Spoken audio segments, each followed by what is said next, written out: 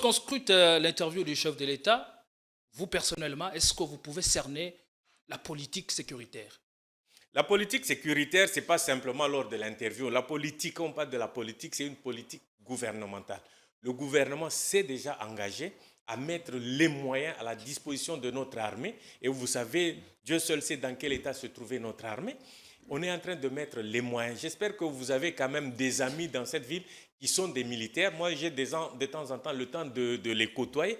Ils vous disent que maintenant, l'armée est de mieux en mieux équipée. Les services de renseignement militaire sont de mieux en mieux équipés et ont été formés. Mais il ne suffit pas de faire équiper l'armée, mais les commandements aussi, les opérations. Le commandement, mais vous savez, quand on parle justement, parfois les gens, on a parlé de mixage, on a parlé de brassage, tout ça, ça signifie que le ver était dans le fruit. Il nous rongeait de l'intérieur. Maintenant, nous sommes en train de l'extirper petit à petit. Il n'y avait pas qu'un seul ver, il y en avait plusieurs.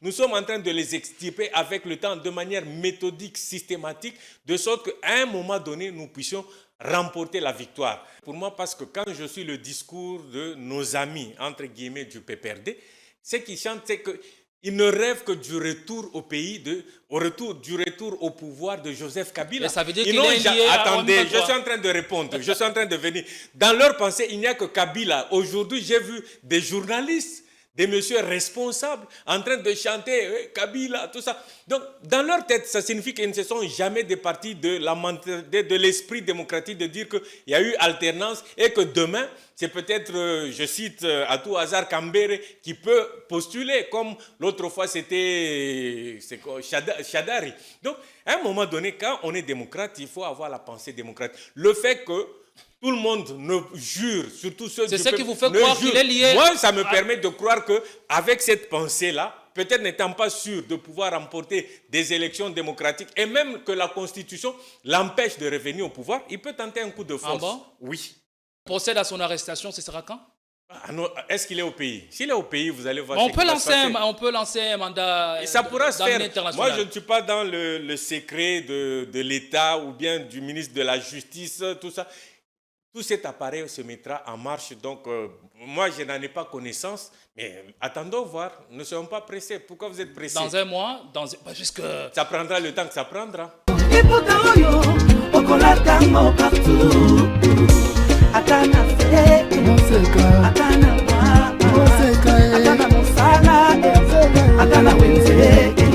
3,5, 4,5 ou 5,5 $, le wax de Maman Moseka vous rend inoubliable. Merci de nous contacter.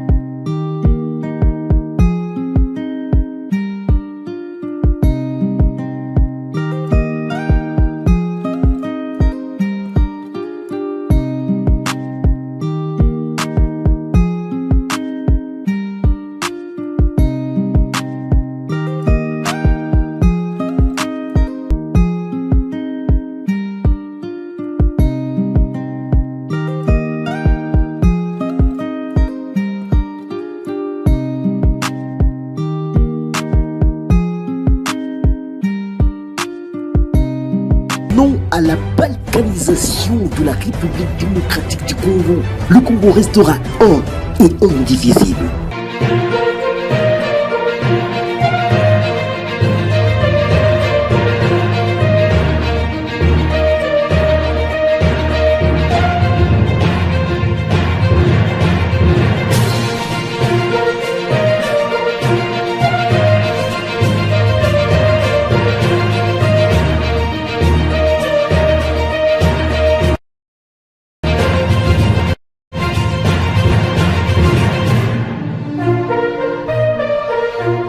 Le Congo restera un indivisible, eh bien, car le Congo est notre patrimoine commun que nous devons défendre à corps et à cri.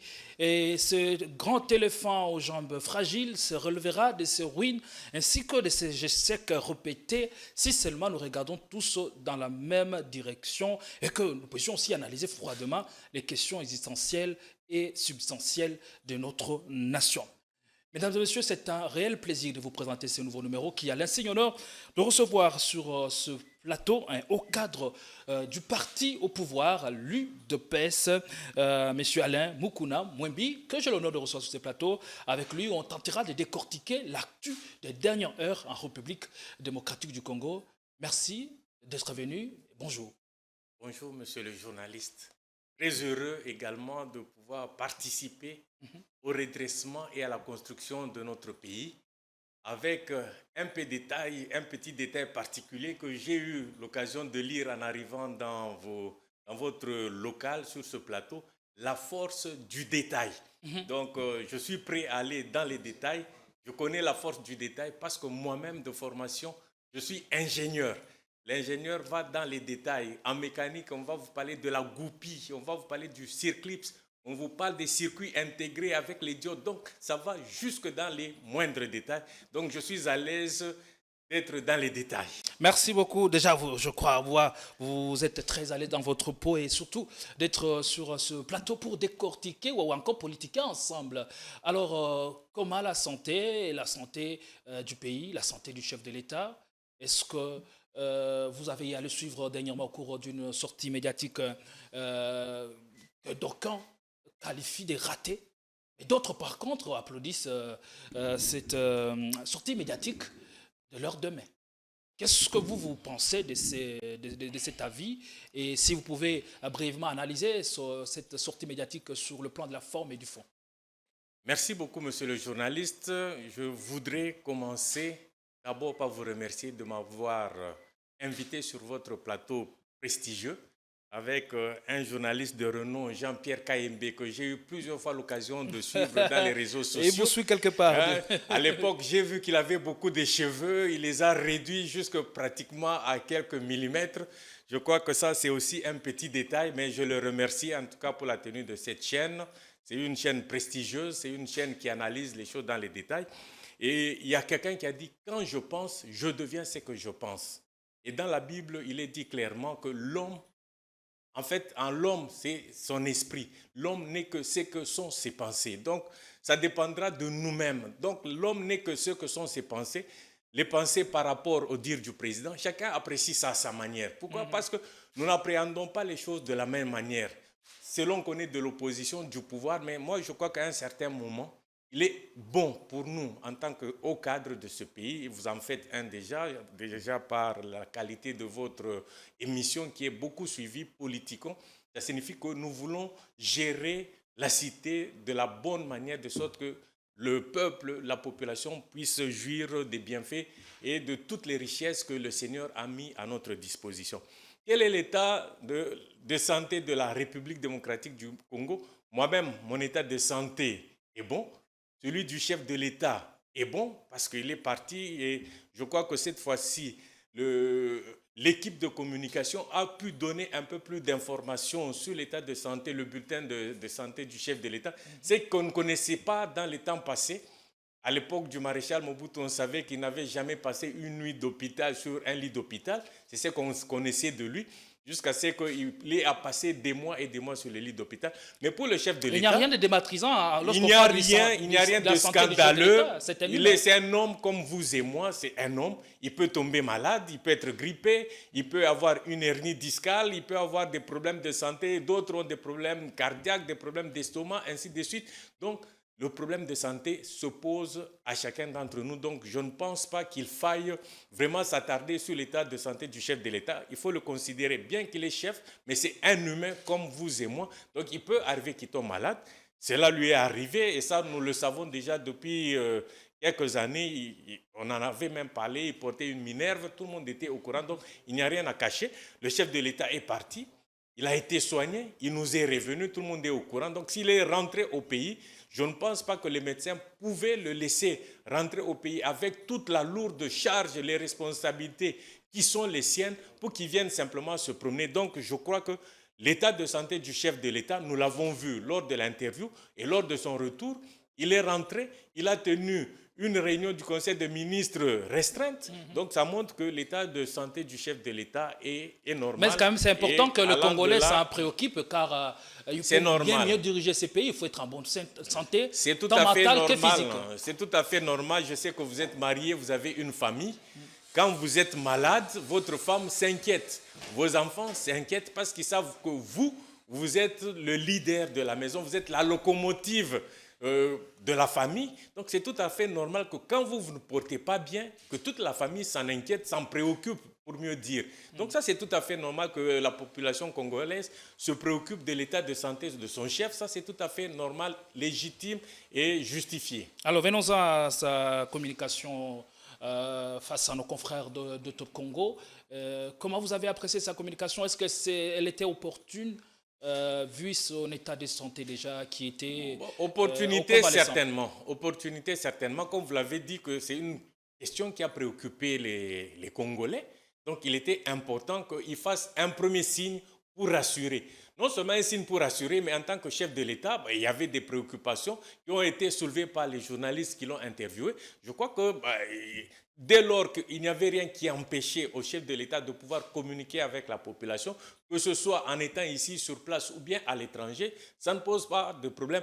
Moi, je pensais que du fait qu'il y avait plusieurs préoccupations dans le chef de la population, il était important qu'il puisse quand même communiquer pour rassurer la population.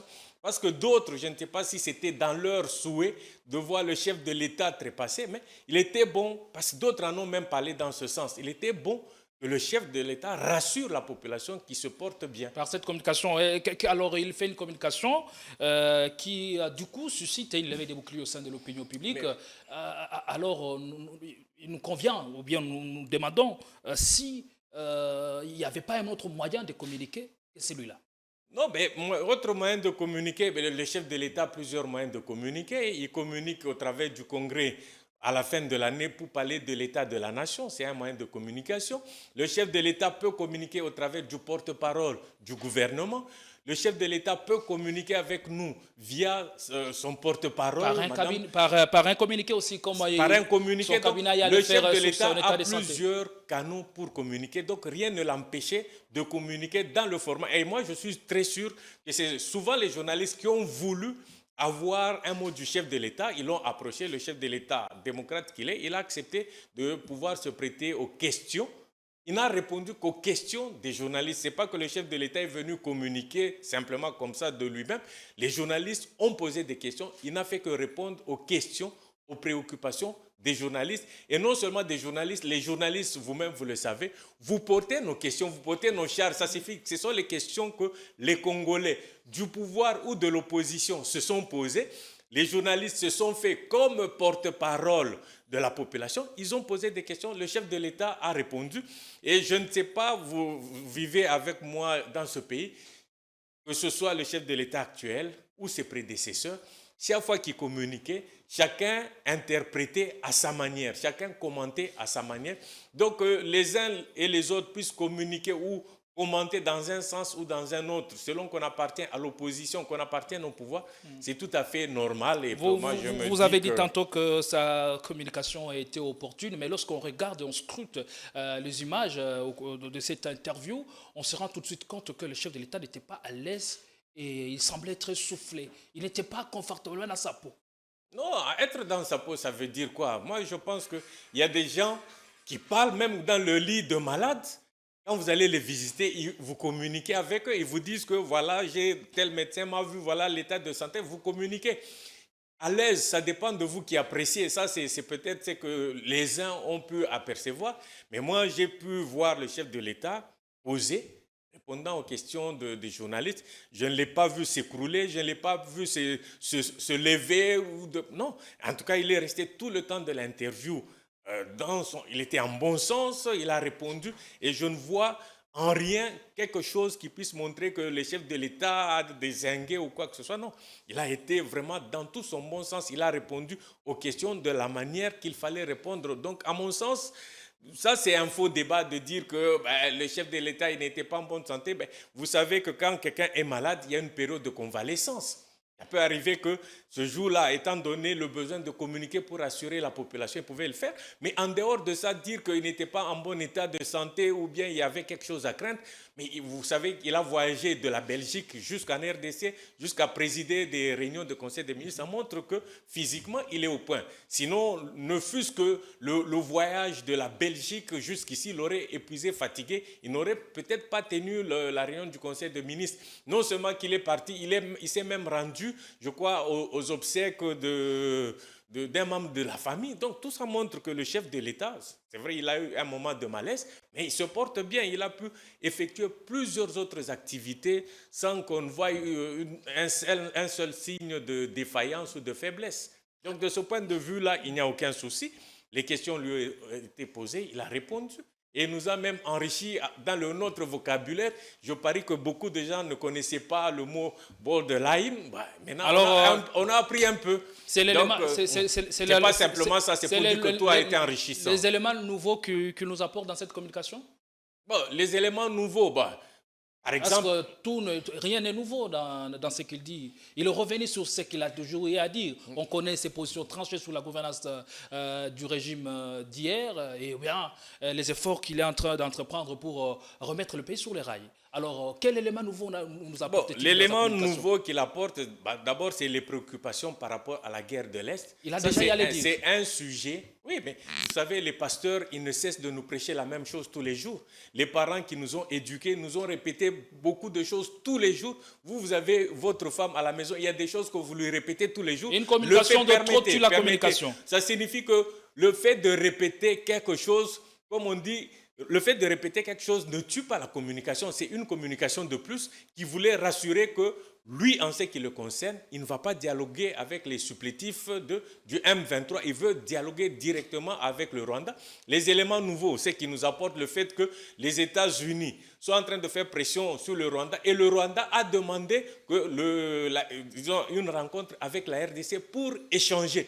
Donc, c'est des éléments nouveaux peut-être que nous n'avions pas. Pour échanger dans quel cadre? Parce qu'on sait que le cadre des discussions de pourparlers, c'est Nairobi et c'est qui dis-je? C'est Luanda. C'est Luanda, mais justement, il parlait de Luanda parce qu'il y avait une délégation congolaise qui s'était rendue au Rwanda. Il y a eu des échanges au cours desquels on a même décrété le cessez-le-feu. Donc, on est resté dans le cadre et même le cadre n'est pas toujours unique. Vous savez que c'est vrai, Luanda, c'est le cadre formel, mais cela n'empêche pas qu'il y ait aussi de temps en temps des contacts informels allant dans le sens d'apporter un plus, une pierre à l'édifice qui est la paix tant recherchée à l'est de la RDC.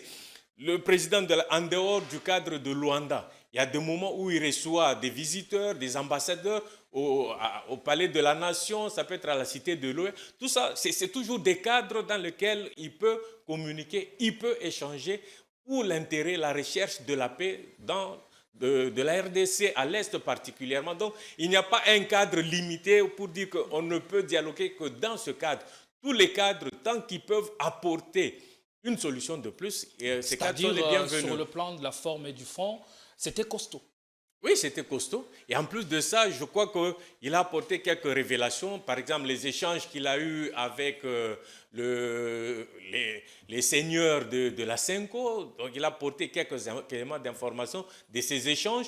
Il a parlé de l'ouverture. On a posé la question aussi, son gouvernement était un gouvernement d'ouverture. Il a dit justement, et nous savons tous que le ministre d'État, ministre de la Justice, bien qu'appartenant à l'opposition, il a ouvert la brèche parce que ça, il est bon de le savoir. La République démocratique du Congo, c'est vrai, après les élections, il y a eu un camp qui est peut-être sorti majoritaire, mais les affaires de la République démocratique du Congo concernent tous les Congolais, de quelque bord qu'ils soient. Mais si quelqu'un exprime la bonne volonté après qu'il ait été consulté, il exprime le besoin d'apporter sa pierre à la construction de notre édifice qui est la RDC, personne ne peut le contrecarrer. Vous-même, vous êtes journaliste. Je ne sais pas de quel bord vous êtes, je n'ai pas besoin de le savoir. Le fait de m'interviewer, vous contribuez par votre métier à construire la République démocratique du Congo. C'est ce que vous faites tout le temps. Le métier que vous faites, ce n'est pas pour Nous sommes du côté de la vérité. Ah voilà, vous êtes du côté de la vérité. J'espère que vous dites la vérité. C'est ça le plus important. Et la vérité, personne ne peut la refuser. Tout le monde est d'accord pour la vérité. Mais ça, c'est beaucoup important. estiment, certains experts en communication que nous avons reçus sur ce même plateau, estiment que le fond n'en était pas un. Et sur le plan de la forme, la forme a failli, puisque quand on voit le chef de l'État apparaître en safari, il semble porter un cinglet, mais lorsqu'on y regarde de près, ce n'était pas un cinglet, c'était un bandage. Et sur le plan de la forme, ça biaise un peu. Mais ça, c'est des petits détails. Je sais que c'est la force du détail, mais je c'est crois des détails qui sont minuscules, mais très importants. Il faut chercher les détails qui construisent. Je vous ai parlé tout à l'heure du circuit, je vous ai parlé de la goupille. La goupille est nécessaire parce qu'elle aide au fonctionnement de la machine. Admettons que ce que vous dites, admettons, si à tout hasard que cela soit vrai, si le président porte un bandage, où est le problème? Cela ne l'a pas empêché de parler. Et encore, quand vous dites ça, vous n'avez aucune preuve que c'était un bandage. Vous n'avez aucune preuve, vous n'êtes pas médecin. Ou même, vous n'êtes pas la personne du chef de l'État pour dire que c'était un bandage. Nous avons Moi, les je images, suis là, hein. je suis en safari, j'ai mon cinglet, vous pensez que c'est un cinglet? Mais là, ça se voit clairement ça que se c'est voit, un cinglet. Mais et nos téléspectateurs peuvent-ils confirmer ça? Et qu'est-ce qui vous dit que ce n'est pas un bandage que j'ai placé aussi? Vous n'en avez pas la preuve. Donc, je crois qu'il y a plus important. Dans la vie, il faut regarder ce qui, au-delà des détails, comme vous aimez bien le dire, la force du détail, au-delà du détail, je crois que ce qui est important dans la vie, c'est l'essentiel. C'est ça qui est principal. Le cinglet du chef de l'État ou le bandage, qu'est-ce que ça change au développement de la RDC? Ça n'a aucune importance. Ça, ce n'est pas essentiel. Ce qui est essentiel, c'est le message qu'il a apporté à la population. Je crois que c'est ce qui est plus important. Il n'en était pas un, selon une certaine opinion. C'est une opinion. Ah, voilà, merci. Qui n'engage que ceux qui la donnent. Merci beaucoup. On va prendre l'extrait de l'interview du chef de l'État et puis on reviendra ici pour décortiquer et analyser froidement avec notre invité. On prend la position du chef de l'État quant à la guerre dans l'est du pays et les efforts que mène son gouvernement pour en finir avec le groupe armé, dont le M23 et l'Alliance Fleuve Congo de Corneille Nangaa. Écoutez-moi bien. Jamais, au grand jamais, tant que je serai président de la République démocratique du Congo, je n'aurai en face de moi la délégation du M23 ou de l'AFC, là où je ne sais pas, pour négocier. Jamais. Ce que j'ai dit, c'est que je veux parler avec le Rwanda, pas négocier, vous avez raison, parler avec le Rwanda, pour demander à M. Kagame, criminel de son État, qu'est-ce qu'il a à voir contre mon peuple? La République démocratique du Congo, à l'époque République du Zaïre, avait sauvé le Rwanda d'une plus grande catastrophe qui aurait été si nous n'avions pas ouvert nos frontières à tout ce flot de réfugiés. Malheureusement, il y a eu une certaine cécité internationale qui a permis que parmi les fugitifs, il y ait les criminels génocidaires et qu'ils soient rentrés sur notre sol avec leurs armes. On ne les a pas désarmés. Aujourd'hui, l'enfer est parti du Rwanda et est arrivé chez nous. Et on nous abandonne à notre propre sort. Évidemment, le régime criminel de Kigali en profite parce qu'il découvre que c'est une région très riche en minerais et en produits de tout genre, agricoles et autres. Et il veut en faire maintenant son espace. Et ça, nous ne disons jamais, il n'y a rien à négocier. C'est chez nous. Ce qu'ils n'ont à faire, c'est une seule chose, de plier bagage. Et si je veux parler avec le Rwanda, c'est pour ça, pour dire, bon, c'est quoi votre problème? Pour nous laisser tranquilles. Pas pour vous donner quelque chose, mais pour nous laisser tranquilles. Si vous pensez qu'il y a encore quelque chose chez nous, on va la régler et on vous règle ça et puis c'est terminé. Ils ont donc parlé des FDLR. Nous sommes aujourd'hui à Luanda pour parler de ces histoires-là. Cesser le feu et comment régler le problème de FDLR. C'est tout. Donc, ce n'est pas des négociations pour, après, arriver à des... comment ils appelaient ça? La mixage,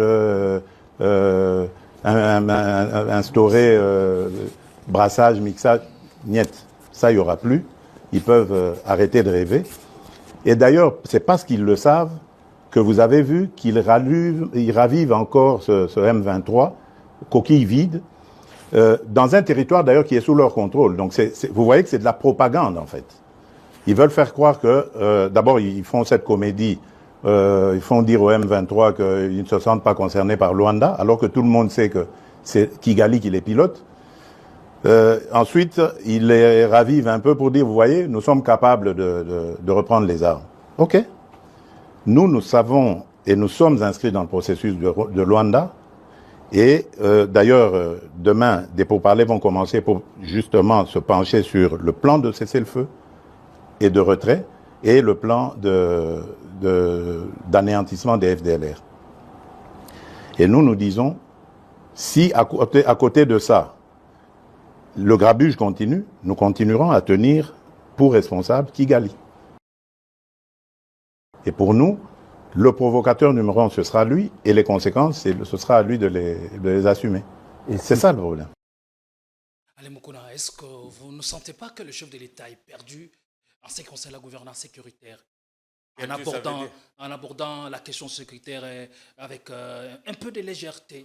Non, mais comment vous pouvez dire un chef de l'État, vous pensez qu'un chef de l'État peut aborder une question aussi existentielle avec légèreté? Je crois que c'est à vous et moi de ne pas prendre les choses avec légèreté, parce qu'un chef de l'État ne peut pas s'exprimer sur un sujet aussi essentiel, capital, important pour la République démocratique. Quand il ne va jamais dialoguer avec le M23 ni Kagame, à quoi sert alors la diplomatie dans Permettez, ça signifie que le chef de l'État, il y a des millions de morts, des millions de vies qui sont menacées. On ne peut pas prendre cette question avec légèreté, surtout pas un chef de l'État. Je crois que quand nous parlons, ayons un minimum de retenue, un minimum de réserve, parce qu'il s'agit du chef de l'État qui s'est engagé, qui a été élu massivement pour pouvoir protéger, sécuriser la République démocratique du Congo. Et puis il vous dit, cette histoire, la guerre de l'Est, vous le savez, vous et moi, que ça n'a pas commencé par une imprudence ou une indiscrétion du chef de l'État, c'est une situation qu'il a héritée. Et ça date de très longtemps, ça date de 1994. Et même si on remonte un peu plus loin, l'histoire de l'Est de la RDC remonte depuis l'époque coloniale. Mais qui s'est exacerbé sous son règne? Non, ça ne s'est pas exacerbé. Par exemple, le nombre, l'affluence des immigrés ou d'exilés, de tous ces gens qui ont fui la guerre au Rwanda, ce n'est pas de son chef.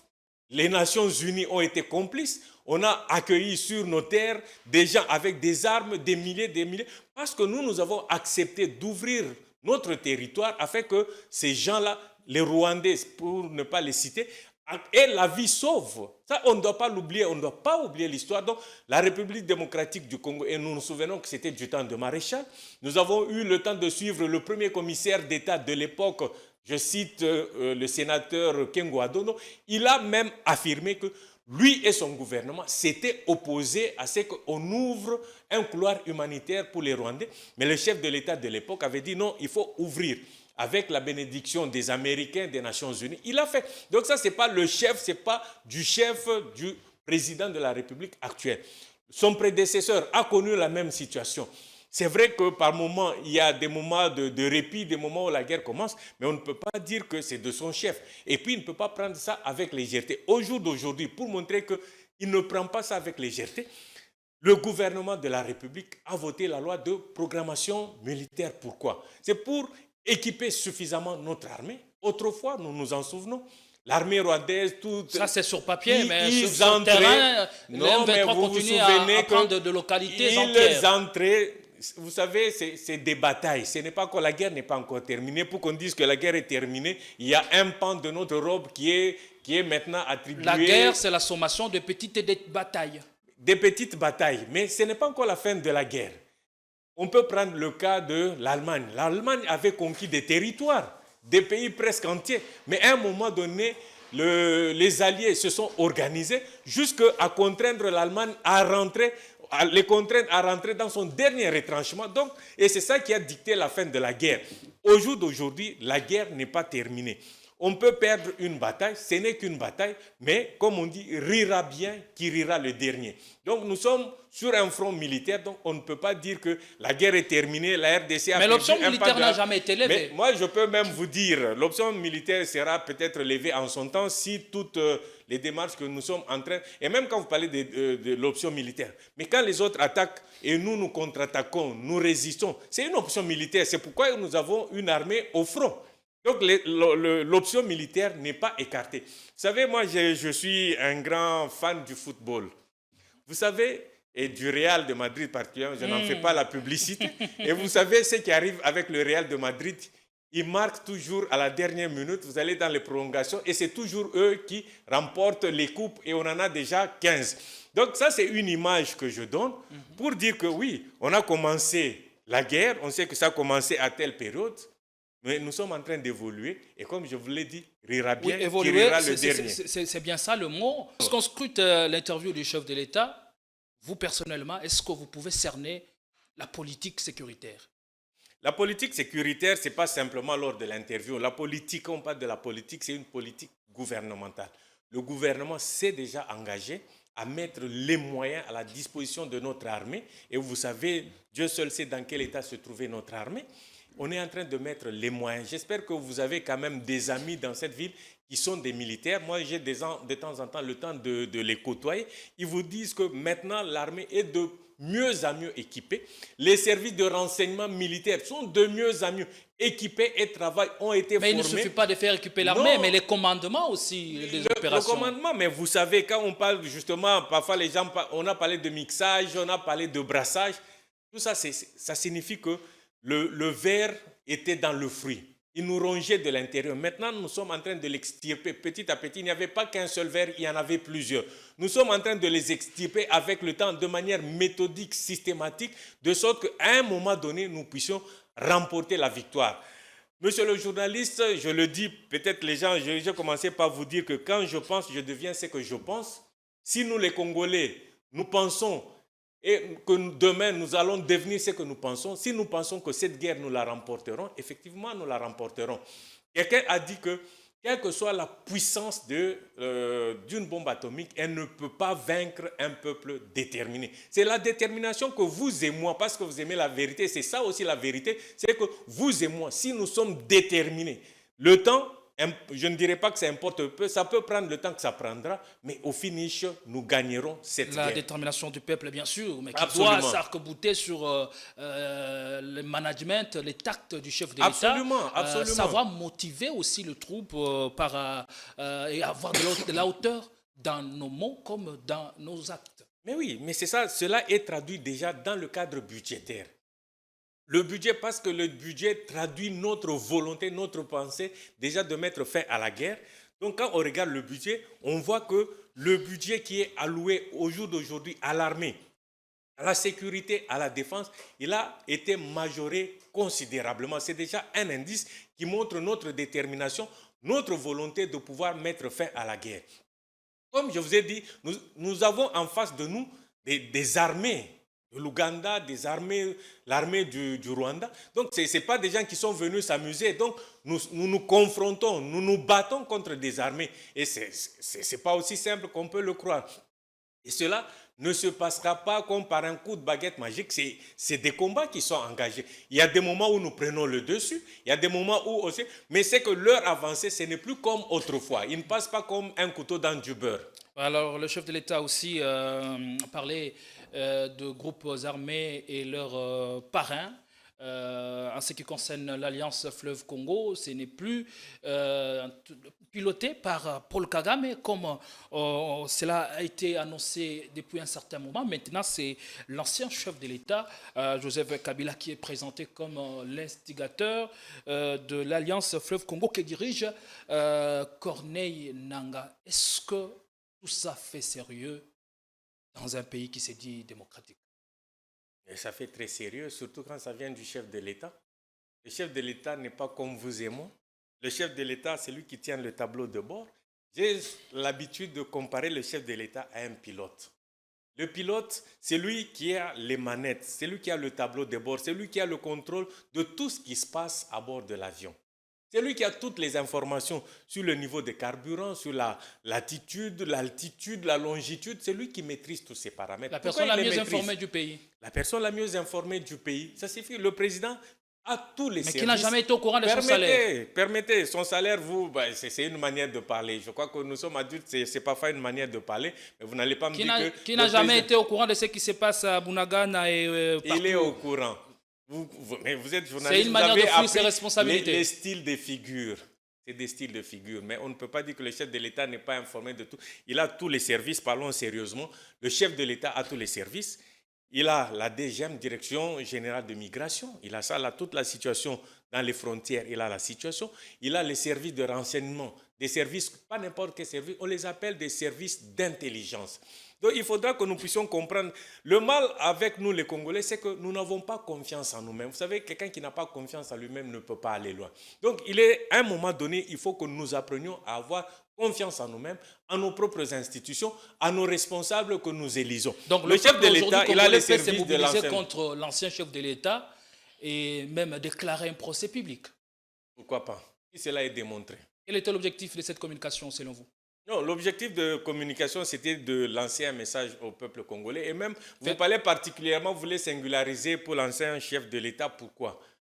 Ça vous semble étonnant que lui, par exemple, moi, je n'ai pas les preuves, mais je fais confiance à mon chef de l'État qui a tous les services de renseignement, ANER... C'est un humain. Comme il peut tomber malade, il peut aussi se tromper. Non, se tromper, il faudra démontrer qu'il s'est trompé. En tout cas, lui, il a dit haut et fort... Vous savez démontrer qu'il a raison? Non, moi je n'ai pas les éléments de preuve. Je vous ai dit que c'est lui le pilote. Mais quand le pilote vous dit que nous entrons dans une zone de turbulence, vous voulez douter de lui. Quand il vous dit que bon, nous allons, au lieu d'atterrir, nous allons faire encore le tour, le taxi avant de décoller, maintenant serrez vos ceintures, faites ceci, ou bien n'allez plus aux toilettes, vous allez poser la question au pilote. Mais c'est lui qui a le contrôle de tout l'avion, c'est lui qui a le contrôle. Est-ce que ça ne relève pas du populisme? Non, pas du populisme, pas du tout. Parce que cette information, pour vous, je crois qu'il y a eu d'abord un député qui en a parlé. Vous connaissez le député Eliezer Ntambou, il a dit haut et fort. On a les vidéos. Il y a eu l'honorable Augustin Kabouya qui a fustigé le fait que l'ancien chef de l'État qui avait été sorti furtivement, vous le savez, en catimini. Il avait dit. Donc l'implication de Kabila est connue de tous depuis un certain temps.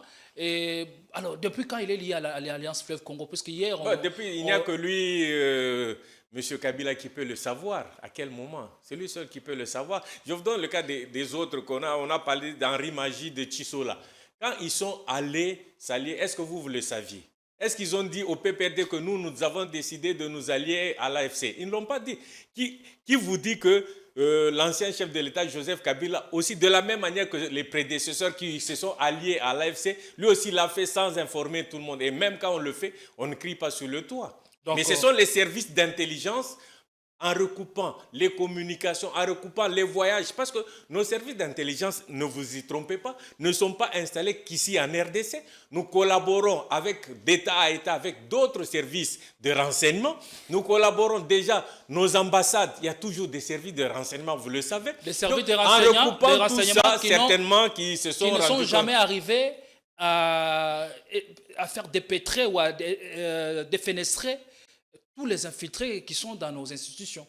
Non, mais c'est un travail. Mais vous vantez mais c'est comme vous, par exemple, quand vous avez des microbes dans votre corps, parfois il y a des examens, on y va méthodiquement, on vous dit qu'aujourd'hui on commence peut-être par la radio du cœur, oh, ça ne marche pas, demain on doit faire l'IRM, jusqu'à ce qu'on va découvrir vraiment la cause de votre maladie. Ça arrive. On peut y aller de manière méthodique, systématique, pour voir à quel niveau se trouve le nœud du problème. Parce que vous n'avez pas affaire à des gamins. Parce qu'eux aussi, quand ils montent leur stratégie, c'est des hommes aussi qui ont fait... Lui, par exemple, il a été chef de l'État, donc c'est quelqu'un qui connaît le fonctionnement d'un État, le fonctionnement des services de renseignement. Donc quand il le fait aussi, je dirais, aussi intelligemment, même si c'est contre son propre pays qui lui a tout donné, ce sera dommage. Mais les services, moi, je fais confiance au service de renseignement qui donne les informations au chef de l'État qui a le tableau de bord, notre pilote. Quelle motivation aurait Joseph Kabila à créer une insurrection?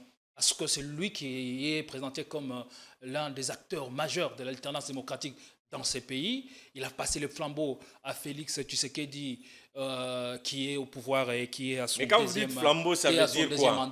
Alors, je voudrais dire, quand vous dites flambeau, ça signifie que lui, il était détenteur, il était propriétaire d'un pouvoir qu'il donnait, qu'il léguait à qui il voulait. Non.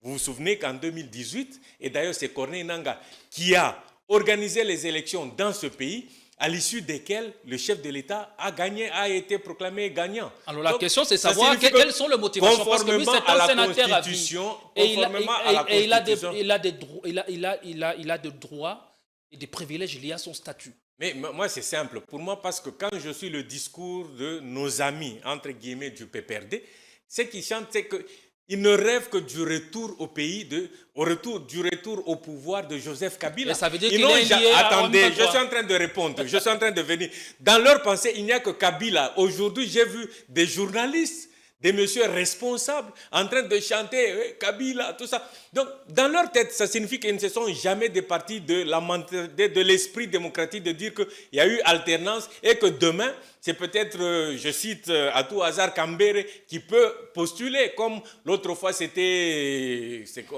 Chadari. Donc, à un moment donné, quand on est démocrate, il faut avoir la pensée démocrate. Le fait que tout le monde ne jure, surtout ceux C'est du ça qui peuple, vous fait ne croire qu'il jure. est lié. Moi, ça me permet de croire qu'avec cette pensée-là, peut-être n'étant pas sûr de pouvoir remporter des élections démocratiques et même que la Constitution l'empêche de revenir au pouvoir, il peut tenter un coup de force. Ah bon? Oui, il peut tenter un coup de force. Parce qu'il veut revenir au pouvoir à tout prix. Alors Qu'il n'en est dans pas ce propriétaire. cas, Le constituant primaire est connu. on procède à son arrestation, ce sera quand? Ah non, est-ce qu'il est au pays? S'il est au pays, vous allez voir. On ce qui va se passer. peut lancer un mandat. Et ça pourra se faire. International. Moi, je ne suis pas dans le secret de l'État ou bien du ministre de la Justice, tout ça. Tout cet appareil se mettra en marche. Donc, moi, je n'en ai pas connaissance. Mais attendons voir. Ne soyons pas pressés. Pourquoi vous êtes pressés? Dans un mois, jusque... Ça prendra le temps que ça prendra. John Numbi, par exemple, il est recherché. Ça fait des années. Donc, ça prendra le temps que ça prendra. Vous savez, dans le procès du Nuremberg, il y a eu des gens qui ont été poursuivis des années, même 40 ans après. D'autres ont été retrouvés en Argentine alors qu'ils étaient jeunes. Alors, Mais c'est pour dire qu'il y a des choses qui prennent le temps. L'élément le plus important, ce n'est pas le temps. L'élément le plus important, c'est qu'on dénonce le mal. On dénonce ceux qui sont en train de tuer à l'est de la RDC. C'est important. Et moi, en tant que vous aimez la vérité, moi, j'aurais voulu que vous puissiez vous préoccuper beaucoup plus des milliers de Congolais qui sont en train de mourir, des milliers de Congolais qui sont déplacés dans leur propre pays, alors qu'ils n'ont rien fait. C'est ça qui devait nous préoccuper. Le temps, c'est important parce que le temps n'est pas toujours notre allié. Le temps, c'est important parce qu'il n'est pas notre allié. Oui, et nous devons faire la course contre la montre. Mais pour ceux qui sont à Kinshasa, on a vu des procès pas seulement dans notre pays, même dans des pays démocratiques. La France, moi j'ai l'habitude de suivre dans les médias, et je crois qu'il y a une chaîne où on montre beaucoup de procès qui ont pris 30 ans, 40 ans, des procès qui ont été recommencés, repris. Donc le temps n'est pas notre allié, mais ce qui est important, vous l'avez dit vous-même, c'est de découvrir la vérité, quel que soit le temps que cela prendra. C'est ça qui est plus important. Alors pour ceux qui sont à Kinshasa, il y a la famille biologique qui est à Kinshasa. Pourquoi ne pas mettre la main sur eux? Pourquoi? L'infraction individuelle, vous le savez, c'est un principe de droit. Dans le procès Koné Nanga, on a présenté son oncle comme étant un des membres de l'Alliance Fleuve Congo. Pourquoi ne pas faire la même chose? Non, ça signifie que, vous savez, monsieur le journaliste, que l'infraction est individuelle. Vous, si vous commettez une infraction... Je vous parle du cas de procès de Corneille Nanga. Non, le cas de Corneille Nanga, ça c'est vous faites diversion. Je vous donne le cas, si vous violez, par exemple, le code de la route, on ne va pas arrêter votre épouse, on n'arrêtera pas le passager avec qui vous êtes à bord. Mais vous pouvez être interpellé pour des raisons de renseignement. Non, pour des raisons de renseignement, vous savez qu'on a eu à interpeller sa sœur jumelle. Elle a été interpellée et ça avait fait beaucoup de bruit ici. Qu'en est-il? Qu'en est-il? Il faut poser la question des MIAP. Donc, c'est pour dire qu'elle a été interpellée. L'interpellation en soi ne constitue pas un problème. Si pour besoin de renseignement, on peut s'adresser à quelqu'un, qui qu'il soit, ancien chef de l'État, il y a eu des procès d'anciens chefs de l'État, vous vous souvenez, même Chirac, il y a le cas de Sarkozy. Donc, ça ne doit pas nous émouvoir. Dans des pays civilisés, il y a des chefs d'État qui ont été jugés après. En Angola, donc, il y a beaucoup de cas comme ça. Donc, je crois que les Congolais doivent être clairvoyants, ils doivent être posés, ils doivent être calmes, observer la justice de notre pays, poser des actes. Et que ce soit des actes de vérité. Merci beaucoup. On prend le dossier détournement. C'est devenu, en tout cas, le pays est géré maintenant en mode le mode de gestion du pays, bien entendu. Vous l'avez lu dans quel manuel? On signale ça et là des détournements. Vous l'avez lu, vous dites que c'est devenu un mode. Est-ce qu'il y a un manuel? Une course freinée au sein de l'Union sacrée pour les champions en détournement. Lorsque quelqu'un détourne 10 millions et l'autre doit aussi détourner, frapper un coup. Ils sont combien qui détournent? Alors, quelle politique devons-nous avoir dans ce secteur? Parce que c'est un fléau. Monsieur le journaliste, je crois que nous sommes dans les médias et nous avons une obligation d'éduquer. Quand on parle politique, je crois qu'on ne vient pas simplement discuter, montrer notre verve oratoire, mais nous venons essentiellement pour apporter l'information, pour sensibiliser les Congolais, pour vulgariser les mœurs, les bonnes valeurs. Nous sommes là aussi pour éduquer. Donc, au jour d'aujourd'hui, vous ne pouvez pas vous permettre de dire que c'est un mode de gestion, le détournement. Est-ce qu'il y a un manuel de l'État, du gouvernement, qui consacre le détournement? Les détournements sont signalés partout. C'est en guise de ça qu'on dit que c'est érigé comme un mode de gestion. Vous connaissez le professeur Luzolo Bambi? Très bien. Très bien. Mais quand il a parlé, il a dénoncé le coulage des recettes de l'État à hauteur de plus ou moins 10 milliards. C'était pendant quelle période? Vous pouvez me dire? Ça veut dire? Non, je voudrais vous dire, parce que vous voulez me donner l'impression ou donner l'impression à nos téléspectateurs que les détournements commencent aujourd'hui avec le régime de Tshisekedi. Je vous donne le cas concret. On a dit tout sauf ça.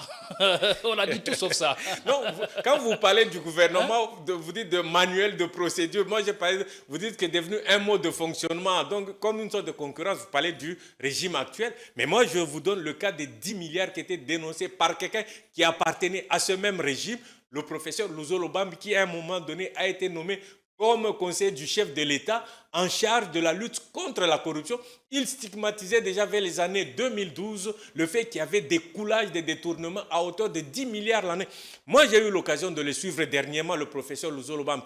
Lors de la deuxième conférence du corps de l'élite scientifique de l'UDPS, il remerciait le chef de l'État en disant que les 10 milliards qui étaient autrefois passés dans les coulages, on semble avoir récupéré. Aujourd'hui, l'IGF, si la pensée du gouvernement était de détourner, on n'aurait jamais réactivé l'IGF qui travaille mieux que les années antérieures. L'IGF existe depuis, si ma mémoire ne me trompe pas, depuis 1987. À quel moment avez-vous senti l'influence de l'IGF? Moi, vous ne l'avez peut-être pas dit, moi je travaille dans un établissement public. J'ai vu les effets positifs, l'impact positif du contrôle a priori ou même de la patrouille financière de l'IGF. On parle du régime actuel. Bukanga Lonzo n'appartient pas à notre régime, si je peux le dire ainsi. Ne venez pas pour parler du bilan de votre régime passé, mais parler de vos actions. Non, mais c'était parce que vous aviez posé la question actuellement. J'ai fait une étude comparative entre le régime actuel où on dénonce au moins tout ce qui est pillage des recettes de l'État. Quand il y a détournement, tout au moins présomption de détournement, c'est dénoncé. Les journalistes qui ont dénoncé, ils n'ont pas été massacrés comme Franck Ngike et les autres. Au jour d'aujourd'hui, les gens dénoncent, ils vivent en paix.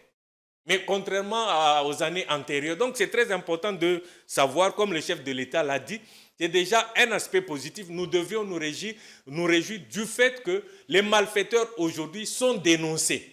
Et quand ils sont dénoncés, ils sont pris en charge. Le cas que vous n'avez peut-être pas cité, il est pris en charge par la justice. Donc, c'est un aspect positif et nous sommes en train d'avancer. Alors, comment mettre fin au détournement des deniers publics? Non, mettre fin au détournement, déjà, moi j'encourage déjà, vous les journalistes, parce que vous êtes des enquêteurs, les lanceurs d'alerte. Je suis d'accord avec, quand vous vous rendez compte, et chaque Congolais, quand il voit qu'il y a quelque chose qui ne va pas. Je vous ai dit tout à l'heure en introduction que l'affaire du Congo, c'est l'affaire de nous tous, pas seulement du chef de l'État. Ça signifie que si quelqu'un se rend compte qu'il y a un seul dollar qui est détourné, il doit pouvoir le dénoncer. Mais nous sommes devenus bien souvent complices. Et même quand les gens sont nommés... La question, c'est de savoir... oui, je suis en train d'arriver très rapidement. Comment s'y prendre? Vous savez, c'est dans notre pensée collective, nous devons devons changer. Le changement de mentalité va commencer par nous-mêmes. Quand quelqu'un qui appartient peut-être à une certaine tribu est nommé, les gens disent que c'est notre tour. Votre tour de faire quoi? De détourner ou de faire quoi? Ça signifie que nous devons nous départir de cette vieille carcasse qui se collait à nous, qui se collait à notre peau. Quand quelqu'un est nommé, il faut le prendre comme un citoyen congolais qui vient travailler pour l'intérêt. J'ai parlé des lanceurs d'alerte, il faut dénoncer le mal. La justice, et parmi les éléments que nous saluons, c'est que le chef de l'État semble, je dis semble avec réserve, trouver la pièce maîtresse qui manquait, parce qu'on sent qu'il a de la jeunesse, il a du courage, de la détermination, lui-même l'a dit. Il va malmener les malfaiteurs, de sorte que ceux qui volent l'argent de l'État ne se sentent pas en sécurité dans notre pays, qui ne dorment pas tranquillement. Il faut les traquer. Pas seulement le ministre de la Justice, pas seulement le gouvernement, pas seulement le chef de l'État, pas seulement quelques institutions, c'est vous et moi qui devons dénoncer les malfaiteurs, les voleurs, les détourneurs. Nous devons les décourager et il y va de notre bien, de notre intérêt. Parce que quand l'argent est détourné, les routes qu'on devait construire ne le seront pas, les hôpitaux qui devaient être construits ne le seront pas, ainsi de suite, et le pays va ne fût-ce que reculer. Donc il appartient à chacun d'entre nous de dénoncer le mal. Mais quand ça vient du sommet, la bataille est lancée pour être perdue. Non, pas nécessairement. Il y a des chefs d'État qui ont été jugés. Donc il ne faut pas avoir peur. Le problème, c'est les préjugés. Départissons-nous des préjugés. C'est important. Il ne faut pas dire que si le chef de l'État, s'il est établi que le chef de l'État a commis une infraction, on va le laisser. Vous savez qu'il y a des institutions, des organes chargés de juger les chefs d'État, le Premier ministre en fonction. Donc c'est à nous de nous prendre en charge, de nous assumer. Et ça, c'est très important. Comme j'aime souvent dans la Bible, il y a toujours un passage où on dit ne craignez rien, n'ayez pas peur. Ça me conforte beaucoup parce que je me dis nous devons nous mettre dans la peau des gens qui n'ont pas peur. Dans la peau des gens qui n'ont pas peur pour nous lever, pour défendre ce grand pays. Et on parle de la gouvernance, on parle de leadership. Est-ce qu'on peut avoir une gouvernance efficiente sans avoir un leadership éclairé et convaincant? Et vous savez, je dirais, ce n'est pas possible. Mais heureusement, nous avons l'avantage d'avoir un chef d'État éclairé, un chef de l'État qui ça, c'est aime vous ce qui le pays. dites, hein? Je le dis en connaissance de cause. Parce que le pays aujourd'hui, avance à reculons. Mais pour beaucoup, ça fait craindre.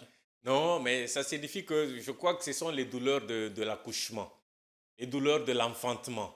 Mais à un moment donné, les choses vont revenir vraiment en ordre. L'enfant va naître et nous allons nous en réjouir. Et là, il faut avoir un leadership éclairé. Très éclairé. Et voilà, il ne suffit pas seulement de le dire. Il faut travailler pour l'avoir. Et on peut partir sur quelle base? Mais il y a plusieurs exemples. Je vous ai donné, parmi les instruments d'un gouvernement, il y a la loi des finances, le budget. C'est déjà un premier indicateur. Au jour d'aujourd'hui, l'année passée, on était à 16 milliards. Maintenant, les projections sont autour des 18-19 milliards. Donc, ça signifie qu'il y a des avancées. C'est vrai, il y a des choses que les gens banalisent. La gratuité de l'enseignement. Moi, j'ai l'habitude, j'ai coutume de dire que la gratuité de l'enseignement vient de commencer. Les résultats, nous les aurons dans 20 ans. Parce que les enfants qui entrent aujourd'hui en maternelle, non pas maternelle, première année primaire, jusque pratiquement le cycle primaire, d'ici 18 ans. Le cycle secondaire, après 7e. Mais on a commencé par le cycle primaire. Pour ceux qui sont entrés, peut-être ils sont en 3e au jour d'aujourd'hui. Mais c'était des enfants qui étaient perdus. Mais au jour d'aujourd'hui, ils sont rentrés dans le circuit formel de l'éducation. Demain, ils vont être très importants. Il y aura des chefs d'État, ainsi de suite. On a vu des parents se réjouir du fait qu'ils n'étaient pas à mesure de scolariser leurs enfants. Vous parlez de ce qui a été fait, mais vous ne voyez pas le revers de la médaille. C'est lequel? C'est que la gratuité a perdu. Non, c'est faux. Je vous vois venir. Je vous vois venir. Je vous voyais venir, j'ai anticipé. Les gens veulent lier la gratuité de l'enseignement avec le niveau d'éducation. Je vais vous donner un exemple. De la qualité. Non, c'est faux. Ça n'a pas commencé. La qualité, mais vous avez suivi ceux qui terminent maintenant, ceux qui ont terminé les examens d'État au jour d'aujourd'hui. Donc, j'imagine que celui qui a étudié normalement, il a 18 ans. Mais s'il a 18 ans, ça signifie qu'il a commencé l'école primaire il y a 12 ans. Il y a 12 ans, c'est qu'elle n'était pas au pouvoir. Il y a 12 ans, on ne pratiquait pas encore la gratuité. Moi, je vous dis là où je travaille avec des universitaires. Donc, ça suffit des gens qui ont terminé, soit pendant la période du régime du maréchal Mobutu, pendant la période de Kabila père, Kabila fils. Mais c'est eux, aujourd'hui, ils ont déjà un niveau trop bas, un niveau lamentable. Donc, c'est pas, il ne faut pas lier. Là, il n'y avait pas encore de gratuité. Mais au jour d'aujourd'hui, j'ai vu certains finalistes, quand ils vous parlent, vous vous inquiétez. Hein, Je lauréat ne parle qui pas de très mal lapsus, français. mais vous sentez qu'il n'y a pas de cohérence dans leur pensée.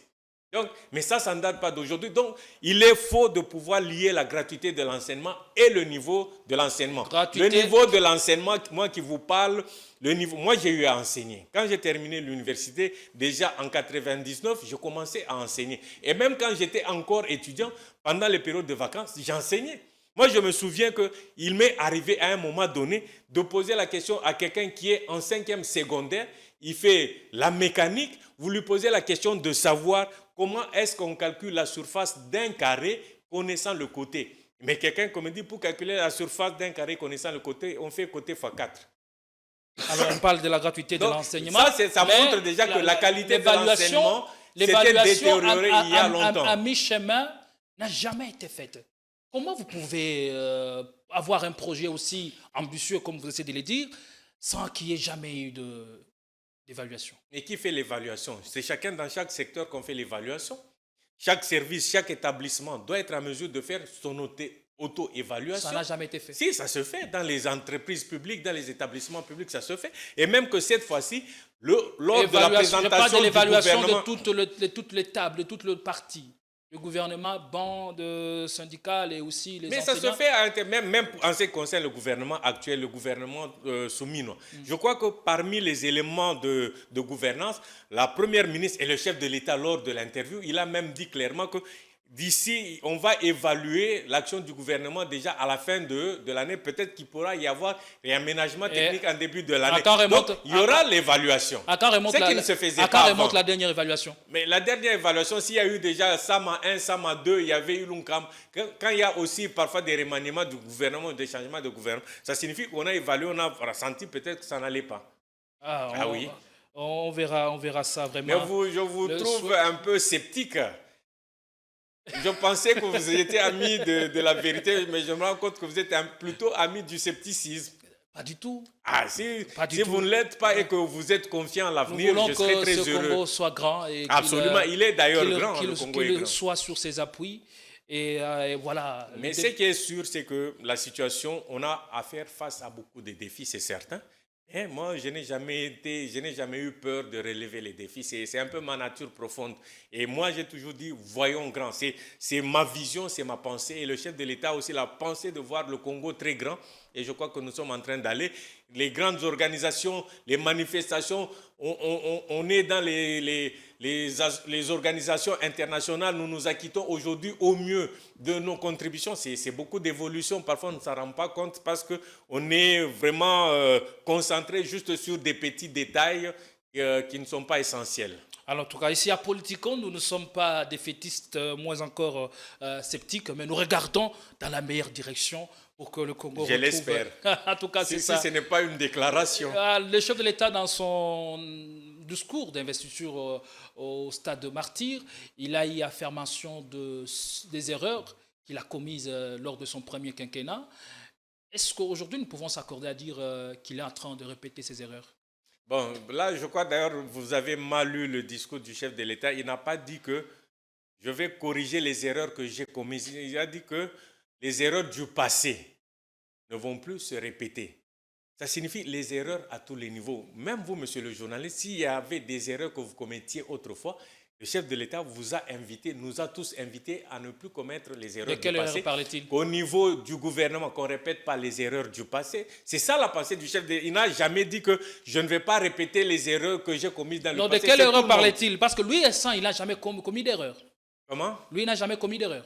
Est-ce que vous l'avez entendu dans un discours, il dit qu'il est saint? Alors, de quelle erreur parlait-il? Mais il y a eu des erreurs, certainement. C'est comme un joueur qui joue au ballon, il y a peut-être un penalty qui peut rater. C'est par erreur, par inadvertance ou tout simplement par la bonne intuition du gardien. C'est des choses qui arrivent. Ceux qui sont en action commettent des fautes, ils commettent des erreurs, qui corrigent. Voilà. Et ça, c'est tout à fait normal. Il ne faut pas en faire un drame. Il n'y a que les morts qui ne commettent pas des erreurs. Tous les vivants commettent des erreurs. L'appréciation des erreurs d'une manière ou d'une autre. En tout cas, on prend le dernier volet. Un mot par rapport au volet routier, les infrastructures routières, eh bien, est-ce qu'il y a des avancées significatives dans ces domaines? Et des avancées, j'ai loué le travail que fait l'IGF tout à l'heure. L'IGF, par son leader, parce qu'on parlait de leader, il a un leader éclairé et visionnaire qui a demandé de revisiter le contrat chinois. Cela a permis à la République démocratique du Congo de disposer de plus ou moins 7 milliards. Et la décision du leader éclairé, c'était de mettre essentiellement cet argent dans les infrastructures. C'est ainsi que nous voyons que les lignes sont en train de bouger. Kinshasa n'a pas assez de routes ou de voiries. Nous nous sommes rendus compte, et vous vous rendrez compte qu'il y a très peu de temps, le chef de l'État lui-même, parce qu'il tient à ce que les choses s'améliorent, il a lancé les travaux des rocades. Les rocades, c'est qu'on est en train de vouloir construire comme ça se fait à Paris, on parle de la périphérique. Donc il y aura une périphérique, des rocades tout autour de Kinshasa, qui vont nous permettre, pour certains qui sont dans tel coin, d'arriver à l'aéroport un peu plus facilement pour essayer un peu de désengorger Kinshasa. Ça, c'est quelque chose de très important. Les travaux ont été lancés. Non seulement les travaux lancés, mais les travaux sont en cours, vous pouvez aller vérifier. En dehors de ça, les travaux pour désenclaver le centre de la RDC, parce que nous nous souviendrons que les travaux sur la route nationale numéro 1, depuis Banana, ont évolué. À ce jour, les travaux sont arrivés au niveau de Kamwesha et on est en train de tendre vers Kananga. De Kamwesha à Kananga, les travaux sont en train de s'exécuter. Ça signifie dans peu de temps, monsieur le journaliste, même avec votre voiture Ketch, parce qu'autrefois, nous parlait de la voiture VW, mais maintenant, là, avec notre voiture Ketch, nous pourrons quitter Kinshasa, arriver à Kananga sans aucun souci. Alors, ça, c'est très bientôt. Non, il y a la route de Kananga. On aura besoin de toutes ces images. Invitez-nous pour que... Oui, ça, c'est de manière officielle. Hein? Permettez-moi, donnez-moi une minute, je termine. Il y a la route de Kananga Kalambambouji qui permet de désenclaver Kananga, Mbujima et pratiquement le Sankuru vers l'Angola. Dans peu de temps, d'ici 3 ans, ce sera possible de commander des biens, d'accéder à l'Angola et ainsi les produits pourront arriver à Kananga, Mbujima et Lusambo un peu plus facilement. Non seulement ça, vous avez suivi le mois passé, il y a son Excellence, Monsieur le ministre des Infrastructures et Travaux publics, Alexis Guissaro, qui venait de lancer aussi les travaux en partant de Ngouba jusqu'à Mbujimai. 848 km de route qui vont de route asphaltée. Enfin, l'espoir renaît. L'espoir est en train de renaître et un espoir certain. Donc, il y a une lueur d'espoir. Je crois que vous pouvez déjà sourire. Et ce que je vous dis, c'est la vérité parce que vous êtes amis de la vérité. En dehors de ça, l'Office de route a acquis, lors du mandat du chef de l'État, 305 ponts. Certains ponts métalliques modulaires qui sont commandés, qui sont arrivés. Certains sont en train d'être déjà lancés. D'autres sont envoyés parce que la République démocratique du Congo, c'est un sous-continent. Il faut les expédier à gauche, à droite avec l'état de route mauvais que nous avons hérité. On est en train d'arranger les choses. Donc, il y aura 305 ponts qui vont être placés ça et là au cours de ce mandat. Donc, l'espoir renaît. Les 305, en dehors de ça, il y a d'autres ponts qui sont des ponts, par exemple, en béton armé, des routes qui sont en train de se construire. On recourt à des modes de financement innovants, notamment le partenariat public-privé, qui est mis en action au Katanga, dans la province de la Chopo. Donc, le pays est en train de se reconstruire, le pays est en mouvement, il est vraiment enchanté. Beaucoup de réalisations dans ce secteur. Dans ce secteur, je n'ai pas parlé des voiries, donc il y a beaucoup de projets comme ça. Beaucoup de réalisations, certes, mais nous aimerions le voir avec notre caméra. Formellement, nous vous adressons déjà une invitation pour que nos téléspectateurs, nos internautes, ne les adressez pas à moi, adressez votre invitation, ces images adressez votre invitation à l'OVD, à l'Office de route, à la CGT, à la cellule infrastructure. Je vous ai donné les structures qui s'occupent de tout ce qui est infrastructure routière. Vous pouvez les approcher et vous allez vous rendre compte, ce que je vous dis, ce n'est que la vérité et rien que la vérité. Merci beaucoup. Pourquoi il semble plus facile de critiquer un régime que de le défendre? Bon, critiquer, c'est peut-être une tendance innée de l'homme. Moi, je voudrais croire que nous devons changer de mentalité, savoir apprécier chaque chose à sa juste valeur. Le président, c'est pourquoi j'ai loué même l'interview du président de la République, il a cité des opposants. Quelqu'un comme l'ancien Premier ministre, le Premier ministre honoraire Adolphe Muzito, qui a loué l'action du gouvernement qui a consisté à passer en revue a passé les 6 revues avec le Fonds monétaire avec succès. Ce n'était jamais arrivé. Et le Premier ministre, Adolphe Mouzi, a loué ça. Pourquoi? Par honnêteté intellectuelle. Pourquoi est-ce que nous ne pouvons pas avoir l'honnêteté intellectuelle de reconnaître les bienfaits de ceux qui nous ont précédés? Moi, personnellement, par exemple, en ce qui concerne le Premier ministre Matata, moi, j'avais toujours apprécié d'abord sa force. Il arrivait au bureau très tôt matin, vraiment, il travaillait. Il nous a laissé la bancarisation. C'est des actions positives. Pourquoi est-ce que nous devons toujours rechercher le mal? Et le chef de l'État l'a dit. Parce que je vous ai dit que le chef de l'État, c'est un humain, il est animé de bon cœur, vous n'avez pas cru. Le chef de l'État lui-même a dit que même s'il se retrouve en face de son dernier ennemi, il ne lui voudra jamais du mal. Il a dit. Il a dit. Je crois qu'en tant que leader éclairé, ayons son attitude. Mais quand il traite, ses partenaires de borderline, ça c'est pas vouloir du bien. Qui déborde? Borderline, il a traité Katumbi de borderline. Ça frise le jour presque. Non, je ne pense pas. Le chef de l'État a beaucoup de considération pour Moïse Katumbi. Je ne pense pas qu'il irait jusqu'à l'insulter. Je crois que c'est une expression qui a été utilisée juste pour dire qu'il était hésitant. Il était hésitant, entrer ou ne pas entrer. C'est simplement l'hésitation, mais je ne pense pas que le chef de l'État ait voulu descendre Moïse Katumbi. Moïse Katumbi, c'est un compatriote. Il fait du bon travail du côté du Katanga, il a des champs, il a une équipe qu'il a portée vraiment, qui défend les couleurs de la RDC. Je ne pense pas que nous pourrions, nous, avec l'éducation que nous avons reçue, descendre les adversaires politiques, loin de là. Alors, merci beaucoup. Ça en est fini pour aujourd'hui. Ça a été long. Bon, je crois que c'était le temps imparti, mais c'est passé tellement vite.